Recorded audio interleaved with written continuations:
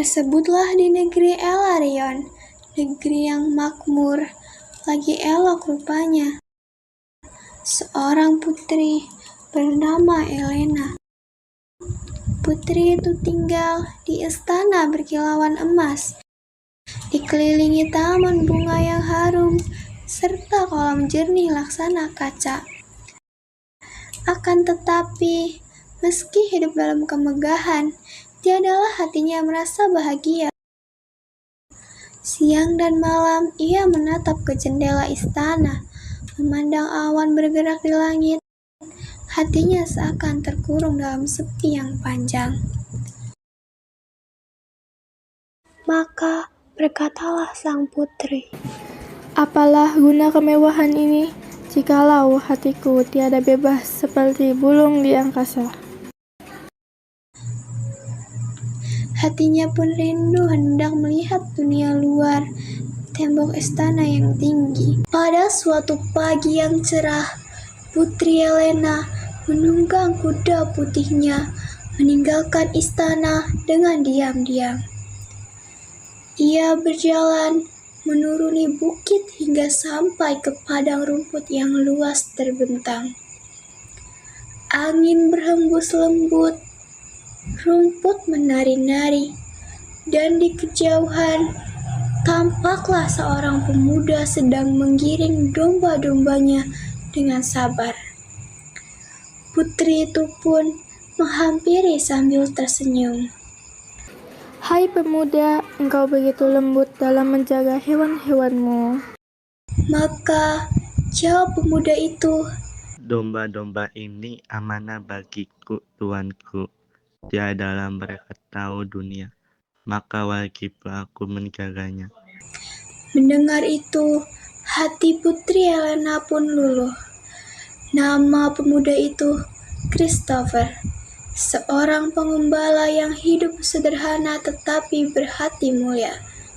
Sejak hari itu, saban senja keduanya bertemu di padang rumput juga, berbicara tentang mimpi dan kehidupan yang damai.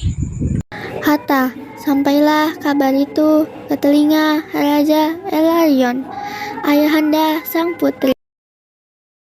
Tatkala Baginda mendengar bahwa Elena bergaul dengan seorang pengembala, murkalah hatinya.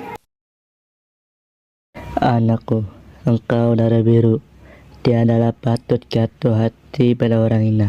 Titah Baginda dengan suara menggelegar. Maka sembah sang putri. "Ampun ayahanda, budi pekertinya luhur. Ia mengajarkan aku makna kasih yang sejati."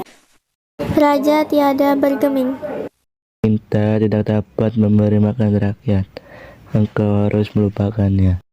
Putri Elena pun menangis, lalu berlari meninggalkan istana. Malam itu, di bawah hujan yang menitik lembut, ia bertemu dengan Christopher di padang rumput tempat biasa mereka berjumpa. "Ayahandaku melarang kita bertemu," ucapnya lirih. Maka jawab Christopher, "Kalau demikian, biarlah aku menjauh, agar engkau tidak disakiti." Mereka pun berpisah dengan air mata. Sementara langit gelap menjadi saksi cinta yang terlarang. Beberapa masa berlalu, maka datanglah musibah ke negeri Elarion. Hujan tiada turun, tanah menjadi gesang dan rakyat jatuh dalam kesusahan. Sedangkan sang raja kebingungan, hendak menolong mereka. Adapun Christopher, meski telah diusir dari istana, tiadalah ia menyimpan dendam. Ia menolong rakyat dengan ikhlas, memberi makan anak-anak, menimba air bagi para petani, dan menguatkan semangat mereka. Maka berita tentang kebajikan pemuda itu pun sampai kepada raja. Baginda turut sendiri melihat kebenarannya. Tatkala menyaksikan Christopher bekerja tanpa pamrih, hatinya pun luluh juga. "Sungguh, Sabda Baginda, pemuda ini berarti lebih mulia daripada banyak bangsawan di sekelilingku." Maka pada suatu pagi yang cerah, Raja Elarion memanggil Christopher ke istana. Dengan wajah penuh penyesalan, Baginda bersabda, Wahai pemuda yang berhati luhur, engkau telah menolong negeriku tanpa meminta balasan. Ini aku tahu, cinta sejati tiadalah memandang pangkat dan harta. Maka dengan ini aku restui engkau mempersunting Putri Elena. Maka bergemalah sorak gembira di seluruh negeri. Istana berhias bunga dan lonceng berdentang tiada henti. Putri Elena pun berjalan di antara rakyatnya, tersenyum penuh haru. Kini aku tahu bahwa cinta yang tulus akan menemukan jalannya, meski terhalang tembok dan tahta.